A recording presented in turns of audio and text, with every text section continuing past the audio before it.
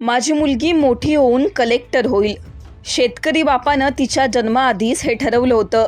ती मोठी झाली आणि बापाचं स्वप्नही पूर्ण केलं. पण थांबा, ही गोष्ट एवढ्यावरच थांबली नाही. शेतकऱ्याची लेक ते IAS अधिकारी हा तिचा प्रवास पाहून तुमच्याही अंगावर काटा येईल. मनीषा आभाळे. वाशिमच्या या लेकीचं नाव आता महाराष्ट्रासाठी काही नवीन नाहीये. शेतकऱ्याच्या या लेकीची यशाच्या शिखरापर्यंत पोहोचण्याची संघर्ष कथा या व्हिडिओतून जाणून घेऊ. मनीषा आभाळे 2019च्या UPSC बॅचच्या सनदी अधिकारी.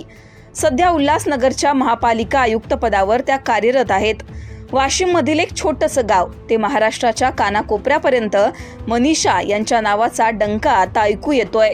याचं कारण त्यांचा थक्क करणारा प्रवास. मनीषा यांच्या कामाची पोचपावती म्हणून मुख्यमंत्री देवेंद्र फडणवीस, उपमुख्यमंत्री एकनाथ शिंदे यांच्या हस्तेही मे महिन्यात त्यांचा सन्मान झाला होता. 100 दिवसांच्या कृती आराखड्याच्या मूल्यमापनात उल्हासनगर महापालिकेने पहिला क्रमांक पटकावला होता. मनीषा आभाळे यावेळी सर्वोत्तम आयुक्त ठरल्या होत्या. आता थोडंसं मागेही जाऊ. यशाच्या शिखरापर्यंत पोहोचताना मनीषा यांच्या मार्गावर आलेली धक्कादायक वळणं कोणती होती तेही पाहूयात. वाशिमच्या एका छोट्याशा गावात मनीषा यांचा जन्म झाला. मंगरुळपीर तालुक्यातील सायखेडा हे मनीषा यांचं गाव. 4थी पर्यंत शिक्षण गावातीलच प्राथमिक शाळेत झालं. पुढे धुळे, सिंहगड इथे शिक्षणासाठी त्या गेल्या. वडिलांनी मुलीला कलेक्टर बनवायचंय हा निर्धार आधीच केला होता. मनीषा यांनीही त्याप्रमाणे मेहनत घ्यायला सुरुवात केली. पुण्यात LLB पदवी प्राप्त केली. पुढे UPSC परीक्षेची तयारी करण्यासाठी वडिलांनी त्यांना दिल्लीला पाठवलं. 2016ला पहिल्याच प्रयत्नात 833वा रँक मिळवत मनीषा यांनी UPSC क्रॅक केली आणि इंडियन रेल्वेमध्ये त्या अधिकारी झाल्या.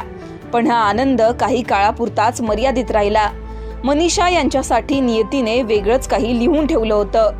याच दरम्यान काही महिन्यानंतर मनीषा यांच्या वडिलांना आजाराने ग्रासलं.